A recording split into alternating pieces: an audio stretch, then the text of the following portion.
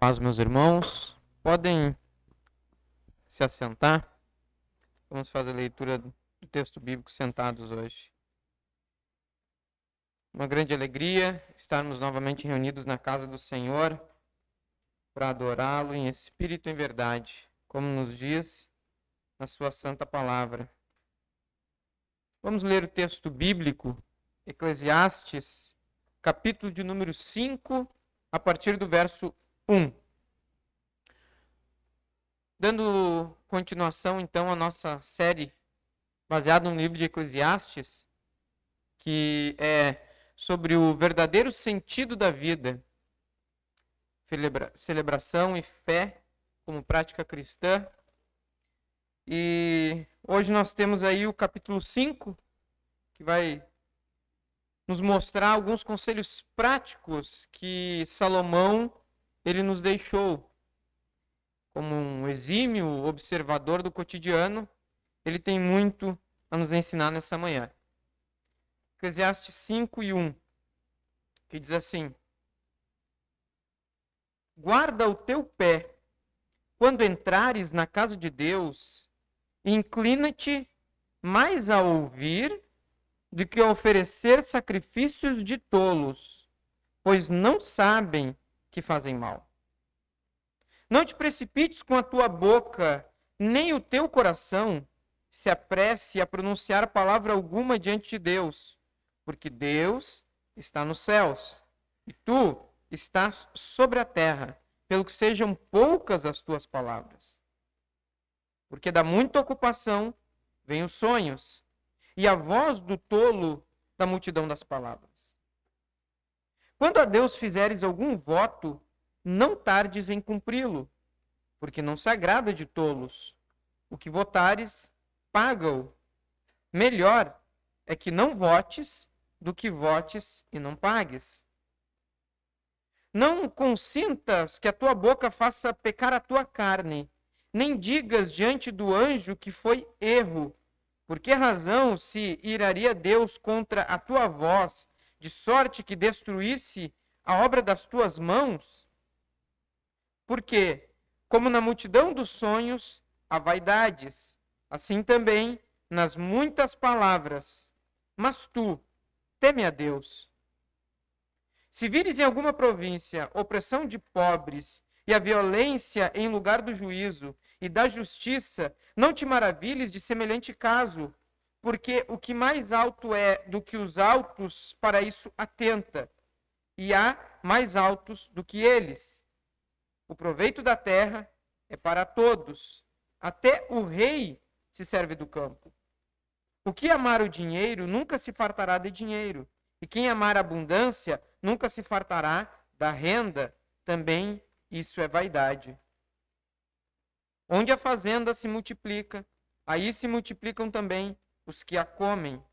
Que mais proveito, pois, têm os seus donos do que a verem com os seus olhos? Doce é o sono do trabalhador, quer coma pouco, quer muito, mas a fartura do rico não o deixa dormir. Há mal que vi debaixo do sol e atrai enfermidades, as riquezas que os donos guardam para o seu próprio dano. Porque as mesmas riquezas se perdem por qualquer má aventura, e havendo algum filho, nada fica na sua mão. Como saiu do ventre de sua mãe, assim nu voltará, indo-se como veio, e nada tomará do seu trabalho que possa levar na sua mão. Também isto é um mal que causa enfermidades, que infalivelmente, como veio, assim ele vai. E que proveito lhe vem de trabalhar para o vento?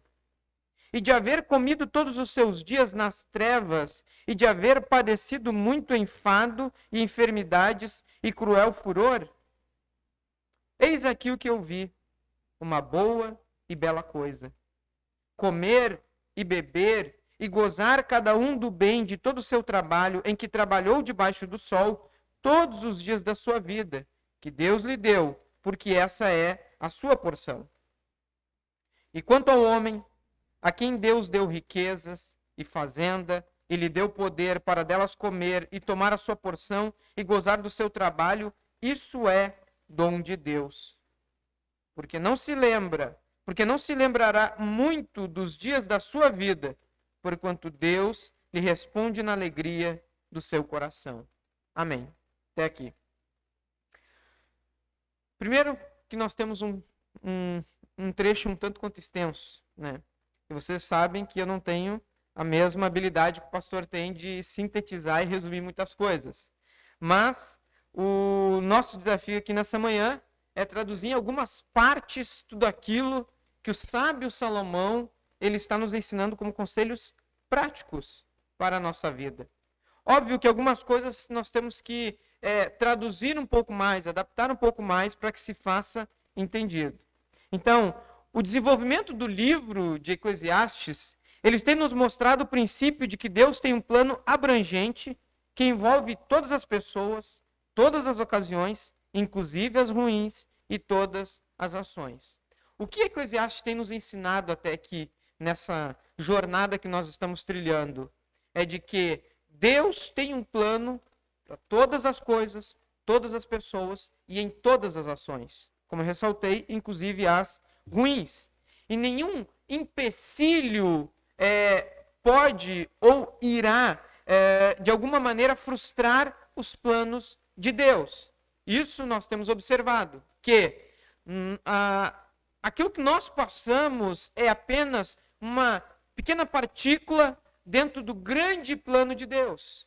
Então, muitas coisas que não são entendíveis para mim, não significa que não façam sentido do ponto de vista de Deus. Eu, dentro da minha limitação, não entendo muitas coisas.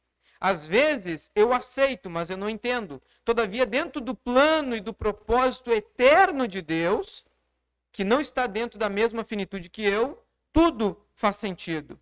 E o que Salomão ele começa a nos ensinar aqui é que nós não podemos negligenciar o relacionamento com Deus ou abandonar o conceito de que o governo de Deus envolve toda a realidade. São poucas as vezes em que, até agora, Salomão nos fala sobre o relacionamento com Deus. Ou, mais explicitamente, o capítulo 5 é onde ele fala sobre o relacionamento com Deus e, principalmente, dentro de toda essa realidade que nós estamos inseridos. Se Deus não perdeu o controle de todas as coisas, o culto a Ele faz parte do plano que Ele tem para nós. E nós precisamos ter isso em mente. Se a realidade de Deus envolve todas as facetas da vida, o culto não seria diferente. Embora alguns sejam tentados a refletir nas anomalias ou alegadas contradições, por exemplo, sobre o problema do mal, como se fossem contrárias à universalidade do plano e do propósito de Deus para todas as coisas e para todas as pessoas. Qual é a nossa tendência? Nós olhamos para aquilo que nós entendemos contraditório ou que nós não compreendemos e por isso pensamos que dentro do plano de Deus essas coisas não poderiam acontecer. E não é isso. Nós não podemos ser tentados a olhar a partir do nosso ponto de vista. Os mortais não devem ser levados a um ateísmo prático, nem ser tentados a pensar ou agir como se Deus não estivesse no controle. As dificuldades, as coisas ruins, as coisas não entendíveis dessa vida não podem nos tirar o foco de que Deus é soberano. E em um mundo de vaidade ou de vapor, a adoração nos une a algo sólido. E o que é este algo sólido? A adoração a Deus. Se o mundo em que vivemos, a nossa realidade, ela é composta de vaidades, e conforme o pastor nos ensinou aqui na primeira mensagem, é traduzida como vapor, como algo que simplesmente se vai, some, desaparece. E Salomão diz que a nossa realidade é assim, ela é passageira, ela é muito rápida. Neste mundo de vaidades, então nós temos algo que é sólido, algo que nos coloca, que nos conecta à solitude, algo que é firme. Isso é adoração a Deus. Por isso, então, hoje nós vamos ver sobre o capítulo 5, que é devoção e adoração são partes essenciais da nossa vida. então, que Salomão ele nos fala ali no verso número 1.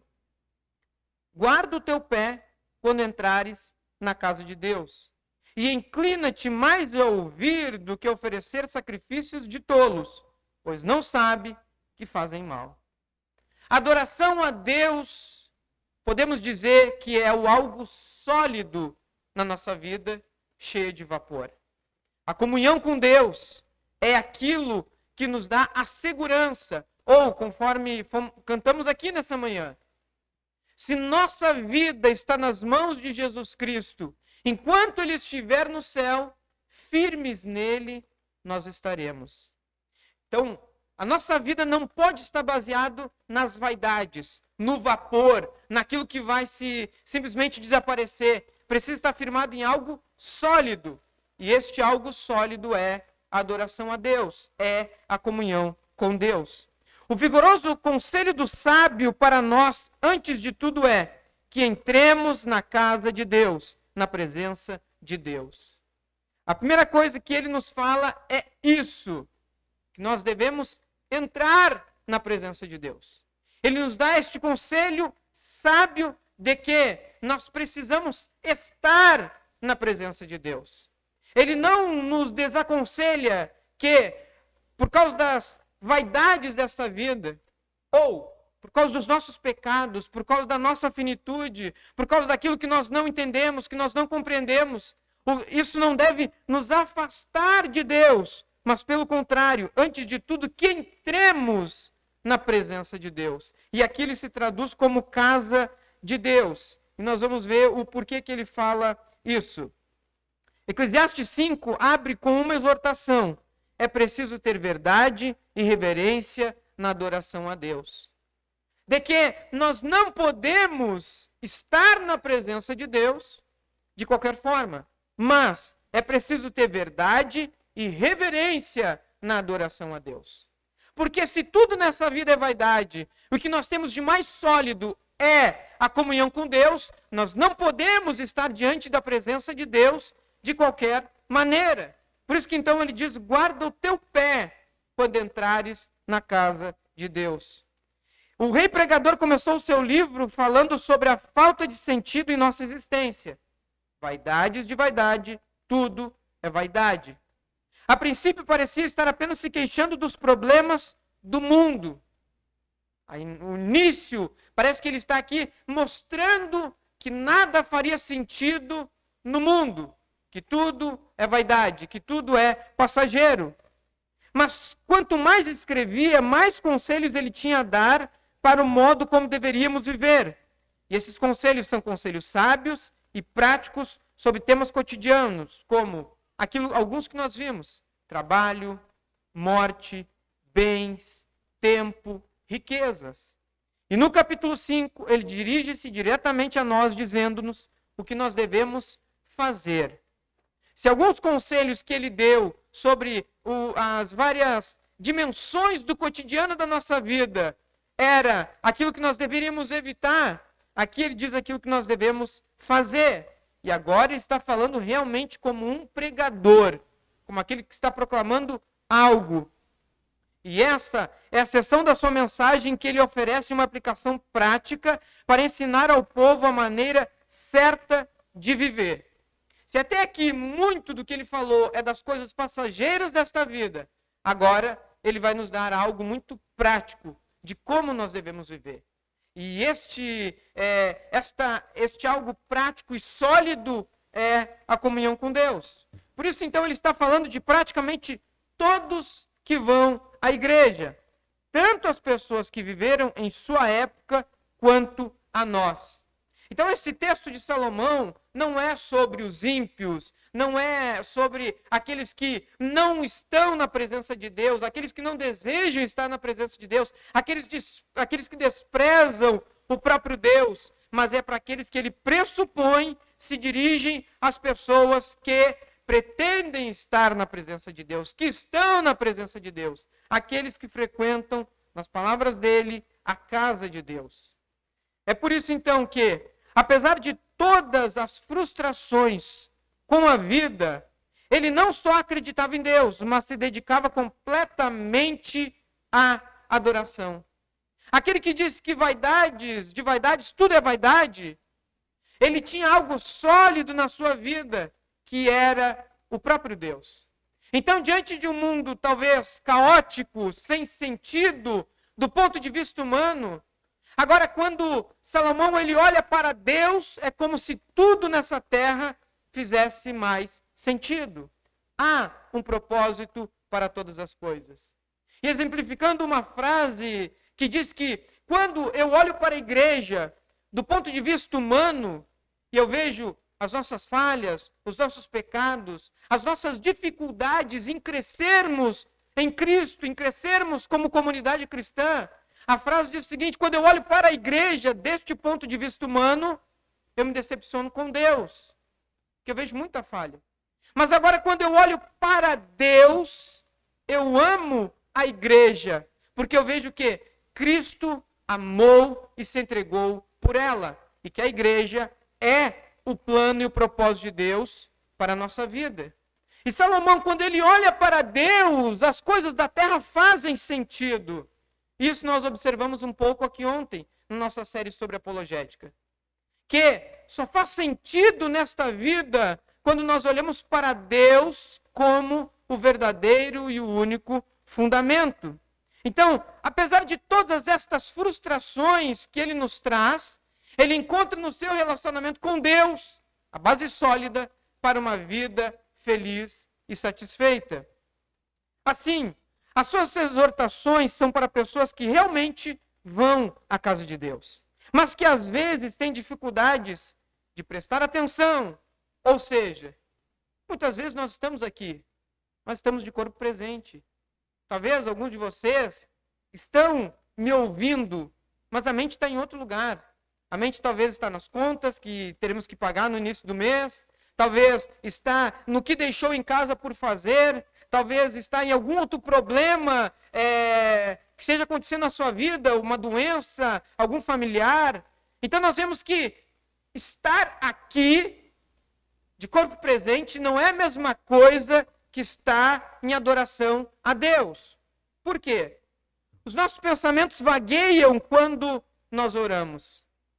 E eles são muito cheios de boas intenções em relação a servir a Deus, mas temos dificuldades em realizá-las. Nós temos a intenção, quando viemos aqui, de adorar a Deus, de nos encontrarmos com o povo de Deus, de estarmos em comunhão com a igreja e comunhão com Cristo. Mas, ao mesmo tempo, nós somos desafiados constantemente pelo barulho, pelas vozes deste mundo que tentam calar a voz de Deus no nosso coração. Então, Eclesiastes nos diz: guarda o teu pé quando entrares na casa de Deus. Chegar-se para ouvir é melhor do que oferecer sacrifícios de tolos, pois não sabe que fazem mal.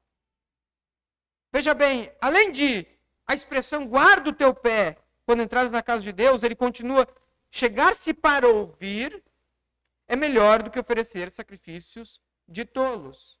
Ou seja, ouvir é melhor do que falar. É o que ele vai nos dizer. E por que estes sacrifícios de tolo são ruins? Porque ele mesmo diz: pois fazem mal. Ou não sabem que fazem mal. Isso nos assemelha muito ao rei Saul. Em 1 Samuel capítulo 15, versículo de número 22. A história é que Deus usa o profeta Samuel para ir até o rei Saul e diz: vai até os amalequitas e destrói aquele povo, porque eles foram contra o povo de Deus quando saíram do Egito. Então, Saul, como rei, vai lá e executa a ordem de Deus, mas não executa da maneira como Deus queria que fosse executado. E Deus diz: destrói tudo. Saul, ele preserva o rei. Saul, ele traz o melhor do gado. Ele deixa com que os seus soldados peguem as melhores riquezas. E quando Samuel confronta o rei Saul, ele diz: não, mas espera aí, eu fiz o que agradava a Deus. Eu fiz aquilo que Deus mandou. Eu ainda fui melhor do que o que Deus mandou. Eu preservei algumas coisas que Deus nem tinha mencionado, mas tudo isso para o bem daquilo que Deus havia dito. Samuel, então, 1 Samuel capítulo 15, verso 22, ele responde: Tem porventura o Senhor tanto prazer em holocaustos e sacrifícios, como em que se obedeça a palavra do Senhor? Eis que o obedecer é melhor do que o sacrificar, e o atender melhor do que a gordura de carneiros. Ele está nos dizendo que não basta fazermos, não basta virmos, não basta estarmos.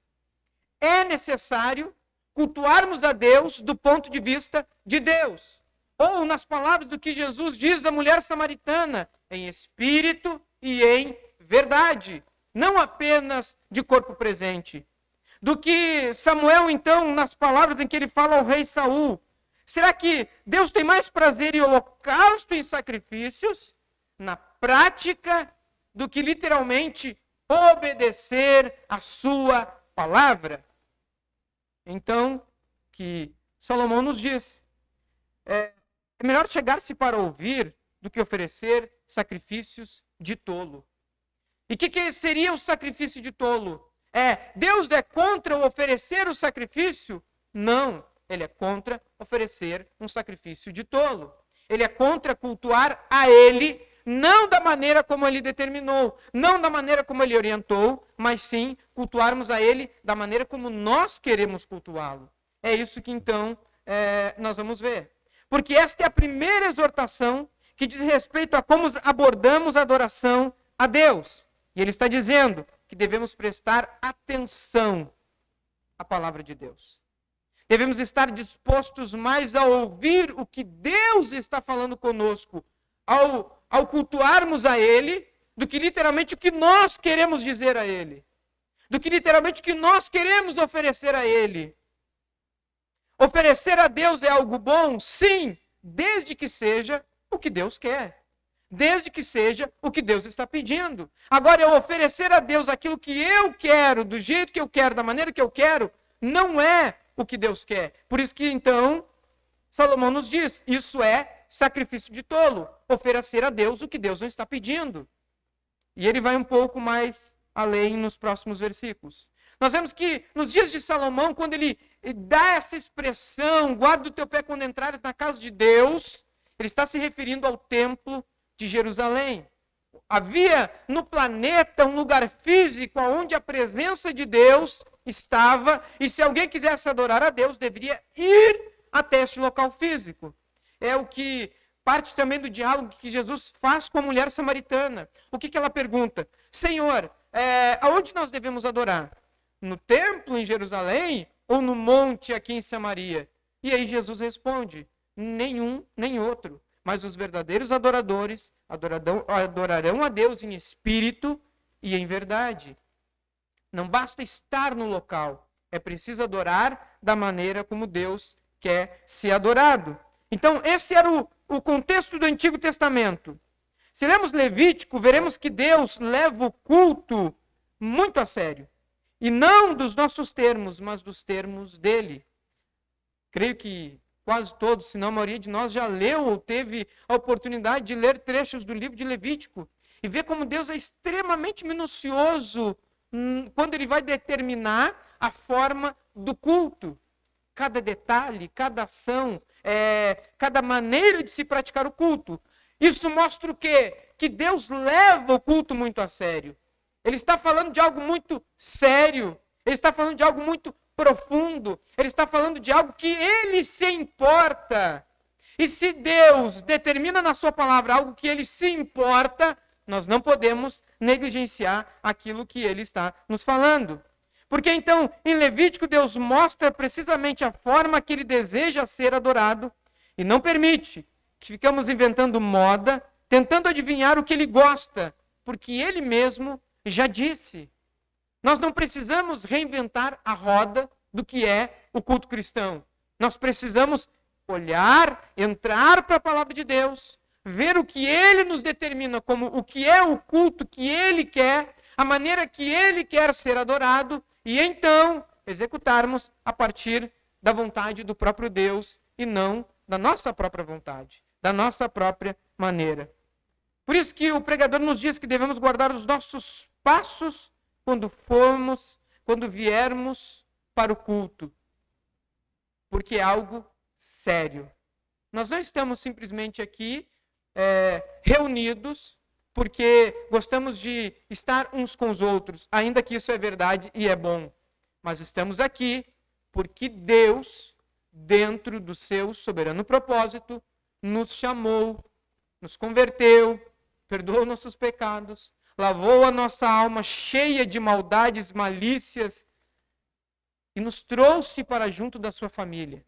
E aí, quando nós nos reunimos aqui, é muito mais do que simplesmente aquilo que nós estamos vendo. Nós estamos diante da presença de Deus. E aí Deus está nos dizendo que existe uma maneira certa e outra errada para entrar nos espaços de ação de graça e pelos portões do louvor. Deus está nos dizendo através do sábio Salomão que existe duas maneiras de estar na presença de Deus.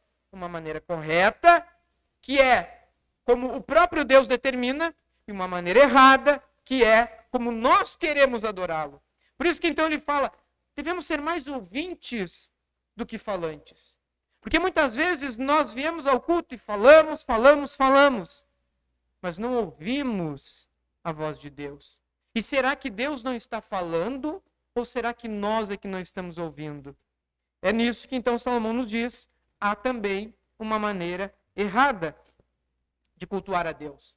E ele começa o seu discurso denunciando a hipocrisia humana, do ponto de vista do sacrifício de tolo, que seria melhor não oferecer do que oferecer esse tipo de sacrifício. Adorar a Deus fazendo muitas coisas que nós achamos adequadas é uma tolice. A hipocrisia desagrada ao Senhor. Ele não quer apenas que nós viemos, que nós estejamos, mas Ele quer que nós o adoremos em espírito e em verdade. E esse é um desafio para nós do mundo moderno. Esse é um desafio para nós que temos muitas concorrências para ouvirmos a voz de Deus. Se qualquer um de nós aqui hoje for fazer uma introspecção ou minimamente olhar para dentro de si, vai ver que há uma grande concorrência entre ouvir a voz de Deus e ouvir as muitas vozes que concorrem com a voz de Deus. Não podemos dizer para Deus o que Ele deve fazer ou como as coisas devem ser conduzidas. Não apenas no culto, mas no sentido geral. Nós temos a solução para todos os problemas. Se Deus fizesse assim, era mais certo. Se Deus não deixasse aquilo acontecer, bom, era mais correto, menos pessoas sofreriam. Nós, de alguma maneira, sempre sabemos o que entendemos que deveria ser feito, mas não podemos dizer para Deus o que Ele deve ou não fazer. A forma de acertar as suas contas com Deus antes de adorá-lo é muito simples. O pastor comentou aqui que quando nós chegamos, a primeira ação que nós fizemos é do perdão de pecados. Porque nenhum de nós vem à igreja apto a adorar a Deus. Nenhum de nós tem a condição de estar diante da presença de Deus, dizendo como a história do fariseu e do publicano. Os dois estavam orando no templo. A parábola em que Jesus diz é que o fariseu, considerado o hipócrita, ele diz, Senhor, te dou graças, porque não sou como esse publicano. E o publicano diz, Senhor, tem misericórdia de mim. E aí Jesus pergunta, quem saiu de lá justificado? Aquele que dizia que não tinha pecado ou aquele que se considerava o pecador? Porque nenhum de nós está apto a estar diante da presença de Deus.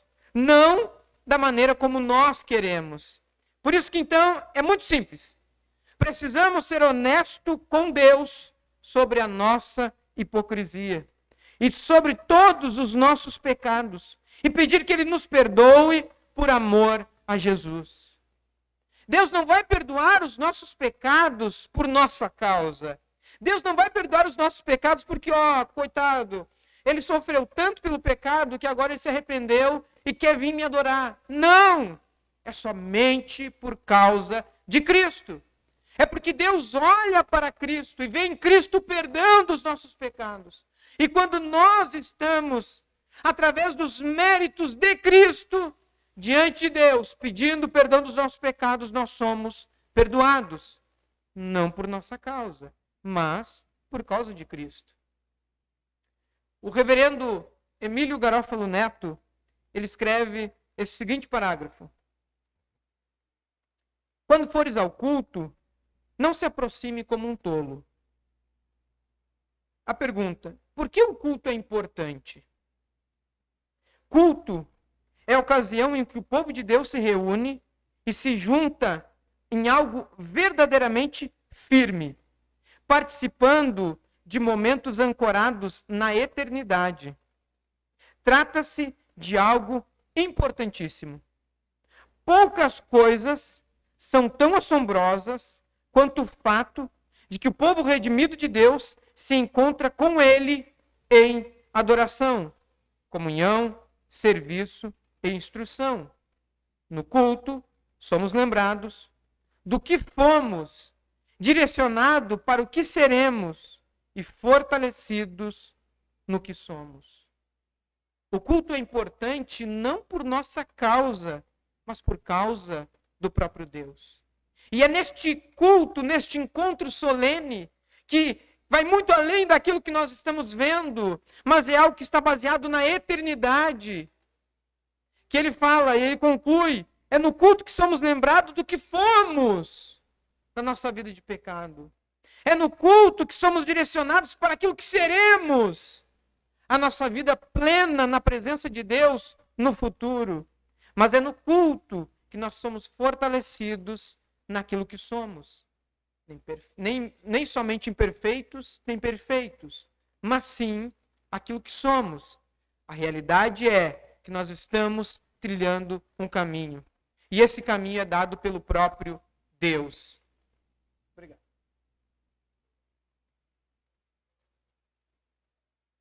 Por isso que então, a abertura do verso 1, ela é muito importante, para nós nos atentarmos na presença de Deus.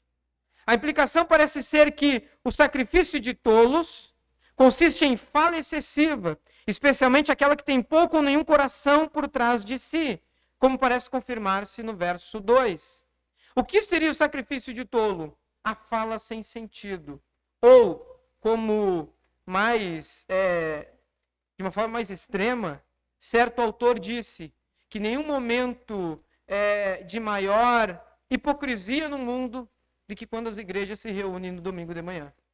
Porque ali nós dizemos que nós amamos a Deus, que nós adoramos a Deus, que nós entregamos a nossa vida por Deus, que se preciso fosse, poderiam nos matar, que nós nunca deixaríamos de amar a Deus, mas não é o que nós fizemos em todo o resto da semana. Então, nas palavras, é como se aqui fosse o sacrifício de tolo. Eu falo coisas que eu sei que eu não vou cumprir. Eu prometo coisas que eu sei que eu não tenho nem vontade nem desejo de cumprir, mas que talvez eu acho que é aquilo que Deus queria ouvir. E não importa o que nós dizemos, mas sim importa aquilo que nós vivemos. Por isso é então que nós entramos no verso de número 2. Não te precipites com a tua boca, nem o teu coração se apresse a pronunciar palavra alguma diante de Deus, porque Deus estás nos céus. E tu estás sobre a terra, pelo que sejam poucas as tuas palavras. Ou seja, há um abismo entre Deus e nós. Deus está no céu, nós estamos na terra. Portanto, para não sermos tolos, é melhor limitar a própria fala na presença de Deus e sermos mais prontos a ouvir o que Deus tem a nos dizer, em vez de oferecer muitas palavras sem fundamento de coração. Não é somente aquilo que nós dizemos, mas o quanto nosso coração está envolvido naquilo que nós dizemos e prometemos a Deus. Pois veja bem, Deus não é contra fazer votos. Deus não é contra oferecer sacrifícios, mas Ele é contra o voto de tolo. Aquele que eu prometo impulsivamente e não cumpro. Então melhor era não prometer do que prometer e não cumprir. Lembremos-nos, estamos na terra e Deus está no céu. Aquilo que nós queremos fazer aqui, muitas vezes, não será possível, porque nós estamos limitados a esta realidade. Olha o que ele nos diz no verso de número 3. Do excesso de trabalho vem o sonho agitado, do excesso de palavras vêm as promessas do tolo. É o excesso, é aquilo que Deus não está exigindo e que nós queremos prometer para tentar alguma barganha com Deus. O que é o sacrifício ou o voto de tolo? É literalmente uma barganha com Deus. Mas quem sabe se eu prometer a Deus tal coisa, se eu prometer que eu for mais fiel, se eu prometer que eu vou contribuir mais, se eu prometer que eu vou vir mais, Deus mude a minha realidade. E não é essa a vontade que Deus quer. Não quer que nós barganhemos com eles. Porque os homens também não devem tentar subornar a Deus com votos. Olha a continuação do texto, verso 4 ao 7. Quando a Deus fizeres algum voto, não tardes em cumpri-lo, porque não se agrada de tolos. O que votares, pagam. Melhor é que não votes do que votes e não pagues. Não consintas que a tua boca faça pecar a tua carne, nem digas diante do anjo que foi erro, por que razão seria Deus contra a tua voz, de sorte que destruísse a obra das tuas mãos. Porque, como na multidão dos sonhos, há vaidades, assim também nas muitas palavras, mas tu teme a Deus. Mais do que ficar prometendo coisas que tu não cumpriu, que tu não vai cumprir, que teu coração não quer cumprir, faça o seguinte: tema a Deus. Então não prometa, não diga. Porque se tu disseres, se tu votares, se tu se comprometeres, voto nada mais é do que um comprometimento com Deus. Então se tu se comprometer com Deus, faça, cumpra-o. Agora é melhor então nem prometer, nem se comprometa se tu não tem o propósito de cumprir. Então nossas palavras devem ser poucas, mas essas poucas devem vir com adoração. E dessa forma somos repreendidos por toda a pretensão, hipocrisia e religiosidade superficial. Por quê? Quando votamos a Deus, devemos cumprir. E o texto fala bastante destes votos, ou destas promessas. E ele associa muito também a palavra tolo. Ele fala em vários sentidos, ele dá alguns exemplos de tolice. Falar muito, prometer demais, trabalhar excessivamente e assim vai.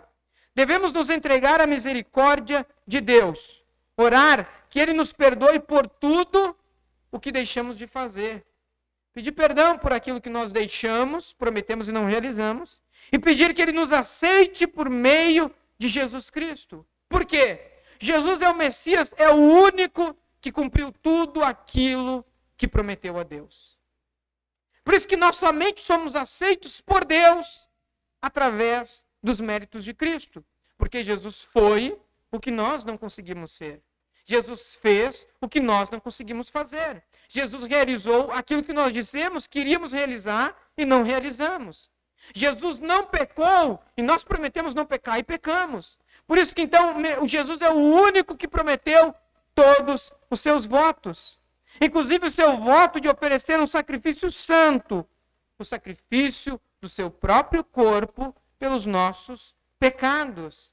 Se então há algo que nós podemos nos agarrar, se há aquilo que é mais sólido na nossa realidade hoje, não o que nós vamos fazer, não aquilo que nós prometemos, mas sim aquilo que Cristo fez. E baseado no que Cristo fez, é então que nós podemos ter a certeza do amor de Deus por nós e de que tudo que Ele nos prometeu irá se cumprir na nossa vida.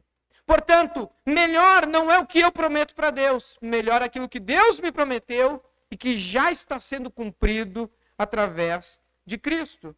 Por isso, então, é que nós precisamos da graça de Deus. Não para prometermos demais, mas sim para desfrutarmos daquilo que Deus já fez por nós. É então que nós encerramos a primeira parte, a nossa adoração a Deus. Por quê? Quando oramos pela graça de cumprir o que dizemos, estamos orando ao Salvador, que sabe o que significa cumprir um propósito, que fez tudo que prometeu, inclusive ir até a morte e morte de cruz. Portanto, se hoje podemos cantar, orar, louvar, estarmos em comunhão, celebrarmos a comunhão espiritual, o alimento espiritual através da ceia do Senhor, é porque Jesus cumpriu aquilo que prometeu. E ancorados naquilo que Jesus cumpriu, é que hoje nós podemos estar em comunhão com Deus para a glória do seu nome. Amém? Continuando, Salomão, ele nos dá um outro ponto de vista, que é o desafio de lidar com dinheiro de forma correta. Parece que é meio desassociado. Tá, mas ele está falando sobre adoração, sobre comunhão com Deus, sobre voto de tolo, sobre o que nós devemos fazer, o que nós não devemos fazer. De repente ele pula para o dinheiro. Mas nós vamos ver que há uma ligação. Se nós olharmos para o próprio texto do Novo Testamento, em que Jesus diz, não podemos servir a dois senhores. Ou servimos a Deus, ou servimos a Mamon, as riquezas. E é nesse sentido que nós vamos trabalhar um pouco os próximos versículos, que é como lidar com o dinheiro de forma correta e não transformar o dinheiro em modo de adoração. Não a Deus, mas a nós mesmos. Após lidar com a adoração e a importância do culto, o pregador volta a considerar este mundo, mais especificamente, pensar na tolice. Ele continua falando de voto de tolo. Na tolice da idolatria ao dinheiro. Ou quem sabe, você nunca fez que nem eu, pensar que, quando eu tiver mais dinheiro, quando eu tiver uma vida financeira assim, muito boa, com certeza eu vou conseguir adorar mais a Deus. Eu vou trabalhar menos. Eu vou ter que ter menos coisas para fazer. Então eu vou conseguir adorar mais a Deus. E aí Salomão vem e nos diz, isso é tolice. Você está mais baseado no que você vai ter do dinheiro do que do próprio Deus. E é isso que ele vai nos ensinar. Que o dinheiro pode perigosamente sufocar a adoração no nosso coração. E Salomão nos lembra disso. Não pense que por ter mais dinheiro você vai ser o melhor adorador. Pelo contrário, ele pode sufocar a adoração de Deus. Vejamos o que ele nos escreve no versículo de número 8 e versículo de número 9. Se vires em alguma província opressão do pobre, o roubo em lugar do direito e da justiça, não te maravilhes de semelhante caso. Porque o que está alto tem acima de si outro mais alto que o explora. E sobre estes há ainda outros mais elevados que também o exploram. O proveito da terra é para todos, e até o rei se serve do campo. O que ele está dizendo é que, se você vê alguém explorando outro, acima deste alguém tem outro que o está explorando. E assim sucessivamente, sempre teria alguém explorando alguém. O verso 8 fala para não nos surpreendermos, pois é assim neste mundo caído. A exploração em todos os níveis. Observamos a história do mundo, do país ou da nossa cidade. E veja a gente se aproveitando da situação de poder, deixando o povo com pouco e garantindo o futuro daqueles que são mais próximos a eles. E não é o que geralmente nós vemos. Pessoas em posição de poder se usam desta posição para se beneficiar. Beneficiam a si mesmo em detrimento do sofrimento dos outros. Por que Salomão nos adverte sobre isso? Por que ele traz isso à tona? Porque tem o potencial de nos afastar do Senhor. Nós vemos a injustiça do mundo e pensamos, aonde está Deus? Isso faz parte da introdução que eu comentei.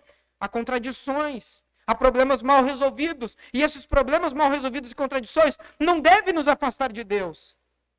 Nós não podemos olhar para estas coisas como se tivesse fugido ao controle de Deus. Pelo contrário, isso faz parte da realidade deste mundo caído. Mas quando ele nos fala nos verso 2, não se esqueça, Deus está no céu, nós estamos na terra. Olhamos este mundo sofrido, injusto, e nós pensamos, onde Deus está? Será que ele não se importa com a opressão dos pobres? Deus é a parte mais ofendida junto com os pobres. Porque Deus é justo e não suporta a injustiça. Talvez nós olhamos e pensamos que os ímpios prevaleçam. Mas chegará um momento em que Deus punirá a cada um pelas suas obras. A mensagem é: o dinheiro, muitas vezes, traz injustiça. Olha o que ele nos diz no verso 10. Quem ama o dinheiro, jamais dele se farta. E quem ama a abundância, nunca se fartará da renda. Isso também é vaidade. O dinheiro não satisfaz e traz muitos outros problemas. Porque quem ama o dinheiro nunca está satisfeito. Sempre quer mais. Sempre há espaço para mais um pouco. A frase de um grande bilionário, que quando perguntado, para você que é bilionário, que não precisa acordar com preocupação nenhuma, qual é a sua única preocupação? E a resposta dele foi: ganhar mais dinheiro. Porque nunca é suficiente. E é por isso que então ele nos fala que, se o 8 e o 9 falam sobre o dinheiro no nível público, o verso 10 fala no nível pessoal e particular. Quem ama a abundância nunca se farta, mas também isso é vaidade. A ideia de ficar rico fascina a todos nós. E o que Salomão, talvez foi um dos homens mais ricos que já existiu, tem a nos dizer sobre isso é: quem ama o dinheiro nunca está satisfeito. E essa insatisfação o afasta do próprio Deus e ainda traz mais consequências. Olha o que ele escreve no verso 11. Onde os bens se multiplicam, também se multiplicam os que deles comem. Que mais proveito, pois, têm os seus donos do que os verem com seus olhos. Na multidão de dinheiro, nas muitas coisas para administrar com muita riqueza, nós temos um porém. Basta alguém enriquecer, que surgem muitos amigos de ocasião. Muitos querendo comer a própria mesa. Muitos querendo desfrutar da riqueza daquele amigo. Então ele diz que isso é uma preocupação. Por quê? Você nunca sabe se quem está ao seu lado é porque quer usufruir dos benefícios que você tem ou se realmente é porque quer estar próximo a você. Olha o verso 12. Doce é o sono do trabalhador. Quer coma pouco, quer coma muito. Mas a fartura do rico não o deixa dormir. A gente pensa, né? Bom, se eu tiver mais dinheiro, menos conta para pagar, eu vou dormir melhor, eu vou ficar mais tranquilo. E o que Salomão diz é que a fartura do rico não deixa dormir em paz. Sempre quer ganhar mais dinheiro. E muitas vezes tem mais medo de perder. E por causa disso, pelo medo de perder a riqueza que tem, ele não consegue dormir. Ele não consegue ficar em paz. Ele está sempre preocupado. E o sábio ainda, ele tem mais conselhos para nós. Olha o verso 13 e 14. Grave mal vi debaixo do céu as riquezas que seus próprios donos guardam para o seu próprio dano. Se tais riquezas se perdem por causa de uma má aventura, ao filho que gerou nada lhe ficará na mão. É muito simples. Assim como o dinheiro vem, ele pode ir embora. Até mesmo pessoas que tinham muito dinheiro, posses, investimentos, patrimônio, por diversos fatores, perderam tudo. E quais são esses? Crises econômicas, governos autoritários que podem lhe tirar tudo, perdas brutais em negócios de alto risco. Aliás, pensar nas gerações futuras, como ele menciona sobre os filhos, é importante pensar que o que eu tenho hoje não é apenas meu, mas sim é para o futuro. E isso aumenta a tragédia de quem perde o que tem, seja muito ou seja pouco. Aquela riqueza, aquele patrimônio, aquilo que parecia tão sólido, que estou garantido para o resto da vida, eu e as gerações futuras. Salomão diz algo muito importante. Era um castelo de areia. Era vaidade. Sumiu como um vapor. Então, a pergunta que fica é: se nós ainda estamos dispostos a colocar o nosso coração nas riquezas, Salomão está dizendo: cuide, porque a riqueza tem asas. Ela pode simplesmente sair voando. Então, primeiro ele fala sobre a adoração correta a Deus. Depois ele nos fala sobre o risco das coisas desta vida ou das riquezas deste mundo sufocarem a nossa adoração. E ele conclui essa segunda parte, versículos 15, 16 e 17. Como saiu do ventre de sua mãe, assim nu voltará. Indo-se como veio, e do seu trabalho nada poderá levar consigo. Também isso é um grave mal, ou um mal repugnante. Precisamente como veio, também ele vai. E que proveito lhe vem de haver trabalhado para o vento? Nas trevas, comeu em todos os seus dias, com muito enfado, com enfermidades e indignação. O resumo de tudo, vamos morrer e não levaremos nada conosco. E nas expressões em que ele usa viemos nu, nu voltaremos. Viemos do pó, para o pó voltaremos. As coisas daqui não vão nos dar a satisfação que nós queremos. E elas também não nos darão para a eternidade. Os faraós estavam errados quando eles pediam para serem mumificados com muita riqueza ao seu redor para usarem na vida do porvir. Porque no porvir nós não trabalharemos, nós não teremos dinheiro, nós não teremos riquezas. Ou seja, se no porvir a nossa única satisfação será a presença de Deus, nós só teremos alegria nesta vida se Deus for a nossa única satisfação. Então ele diz, a riqueza é passageira. Ele finaliza o verso 16 dizendo, é como trabalhar para o vento. Vai embora, tem asas.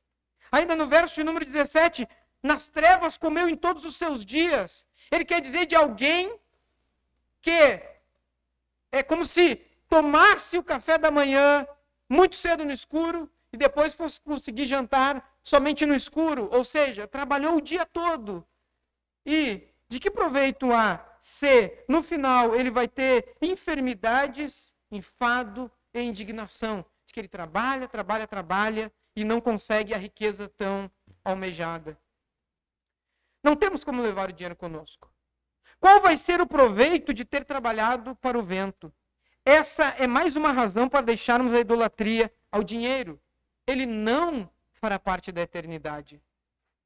O jovem rico que se encontrou com Jesus preferiu agarrar-se ao peso morto do dinheiro e foi embora, triste e sem vida. O que o jovem rico diz? Senhor, eu cumpro todos os mandamentos. Eu faço tudo aquilo que tem que fazer. E Jesus diz, pois bem, que bom, é isso mesmo, todos devem fazer isso. Mas tem uma coisa, vende tudo que tem, dá aos pobres e siga-me. Dura e triste foi ouvir aquela palavra para aquele jovem rico. Ele se agarrou ao dinheiro e diz que ele saiu triste. Então, nós vemos que ele ficou agarrado ao peso morto e deixou toda a vida de Cristo para trás. Ele fez uma escolha. Poucas coisas neste mundo prendem tanto o nosso coração quanto o dinheiro. E o amor a ele faz com que se brigue com as pessoas amadas, faz com que se desgaste o nosso coração e até faz com que nós abandonemos a Deus. Derek Kidner escreve, se houver algo pior do que o vício que o dinheiro traz, é o vazio que ele deixa. Se há algo pior do que estar viciado no dinheiro, é o vazio que ele deixa. Não significa que Deus odeia o dinheiro. A Bíblia diz muito bem, o amor ao dinheiro é o grande mal. Deus odeia o trabalho? Óbvio que não. Deus odeia que você faça votos? Não. Deus odeia que você faça sacrifícios? Não. Mas Ele não suporta a tolice de nós cairmos nessas armadilhas. E por isso então que Salomão nos escreve. E para concluir, ele nos fala, os últimos 2 versos, que há algo muito mais valioso neste mundo do que estas coisas. Os últimos 3 versos, 18, 19 e 20. E eis o que eu vi. Boa e bela coisa é comer e beber e gozar cada um do bem de todo o seu trabalho, com que se afadigou debaixo do sol. Durante os poucos dias da vida que Deus lhe deu, porque essa é a sua porção. Quanto ao homem a quem Deus conferiu riquezas e bens, e lhe deu poder para deles comer e receber a sua porção e gozar do seu trabalho, isso é dom de Deus. porque não se lembrará muito dos dias da sua vida, porquanto Deus lhe enche o coração de alegria. Há um que é trabalhador, que sofre, que luta para comer, para beber, para viver. E o que Deus tem para este que se afadigou debaixo do sol? Deus diz gozar do bem do seu trabalho. Não é porque eu não sou rico que Deus não me ama. Mas Deus tem me dado condições de trabalhar e desfrutar do fruto do meu trabalho. E isso é bom. E aí também ele diz sobre alguém que ficou rico. Alguém que teve muitas posses, teve muita abundância, gozou muito destas riquezas. E o que ele diz? Isso é dom de Deus. É possível que Deus também, através da sua vontade, enriqueça alguém. E isso é bom. Deus dá. Então o que ele conclui? É como se dissesse, nenhum nem outro está errado.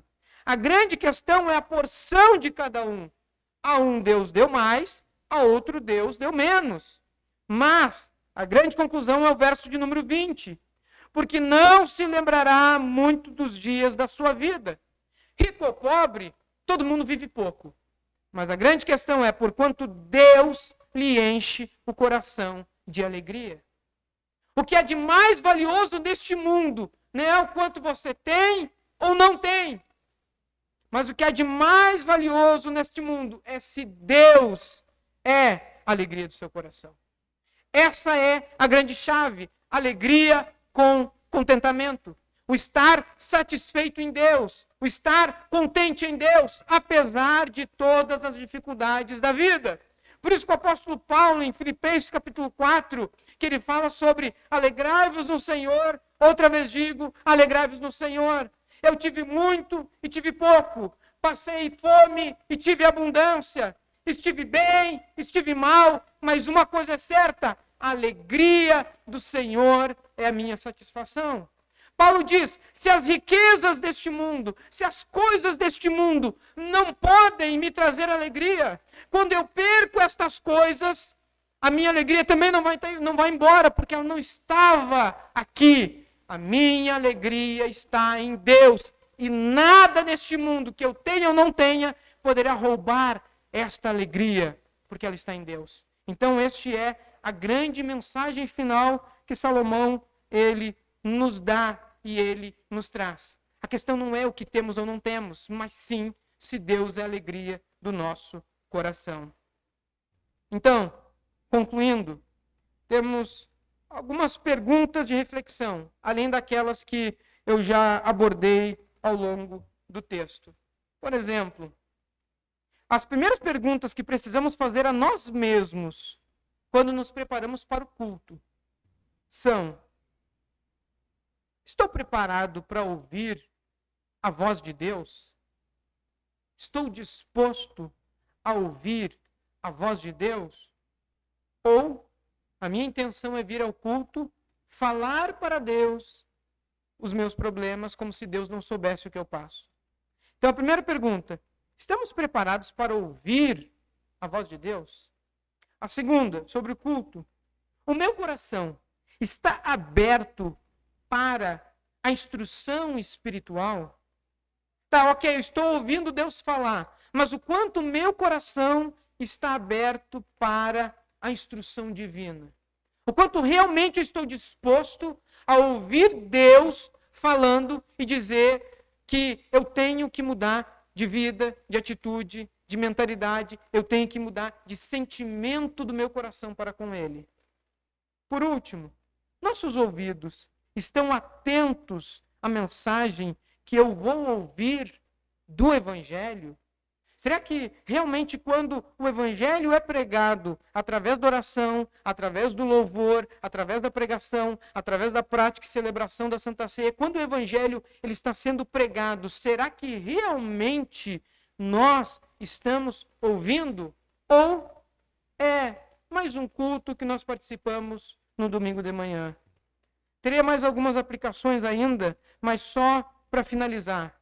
Por último, da última parte do sermão. Filipenses capítulo 1, versículo de número 21. O apóstolo Paulo diz: porquanto, para mim, o viver é Cristo, e o morrer é lucro. quer na vida e na morte, pertencemos a Deus. Então, que estejamos satisfeitos nele, naquilo que ele tem feito por nós. Amém? Vamos nos colocar em pé e vamos orar para celebrarmos a Santa Ceia nessa manhã. Que a graça do bom Deus, meus irmãos, trabalhe aos nossos corações. E a oração que eu sempre faço é que o Espírito Santo traduza no coração de cada um de vocês aquilo que eu, com as minhas limitações, não consegui explicar, explanar e falar. Mas, sem dúvida, não é apenas o que eu falo, é, na verdade, o que o Espírito faz que fará a diferença. Amém? Ó Deus e Pai, na qual estamos diante da Tua presença nessa manhã, Senhor. Os corações contritos, quebrantados, muitos entristecidos, amargurados. Tenho certeza que se olharmos, se tivéssemos a capacidade, ó Pai, de olharmos dentro de cada coração, cada um deles, dos meus irmãos, tem um sentimento, tem um desejo, tem uma vontade, tem algo acontecendo ali dentro. Não existe vácuo de poder. Alguém está reinando no nosso coração. Quem dera fosse o Senhor nessa manhã, que reinasse nas nossas vidas, na nossa realidade, nos nossos problemas e dilemas. Quem dera a Deus que seja Tu, aquele que satisfaz a nossa alma, que muitas vezes está correndo atrás do vento, está se desgastando com tantas coisas que muitas vezes são lícitas. Mas o erro não está na licitude, o erro está em nós, em não dosarmos a maneira correta de fazer cada uma destas coisas. Mas a Tua palavra nos desafia, nos ensina nessa manhã que há um bem maior neste mundo. Há um bem muito mais valioso neste mundo, que é a presença do Senhor. Que muitas vezes nós desprezamos, mesmo quando estamos aqui dentro. Que muitas vezes nós desprezamos porque consideramos que apenas vir ao culto é suficiente. E a Tua palavra nos exorta que nós precisamos viver em Cristo, estar em Cristo, muito além do que apenas estarmos aqui. Por isso eu te peço, ó Deus, que o Teu Espírito Santo, Ele molde os nossos corações, Ele ilumine a nossa mente, Ele nos dê a disposição necessária para vivermos para Ti. Como nos diz o apóstolo Paulo, viver para mim é Cristo e morrer é lucro. Somos desafiados por Tua palavra nessa manhã. E te pedimos, ó Deus, que através da comunhão da nossa igreja, o Teu nome seja glorificado. Hoje e sempre, assim oramos. Amém. Em nome de Jesus.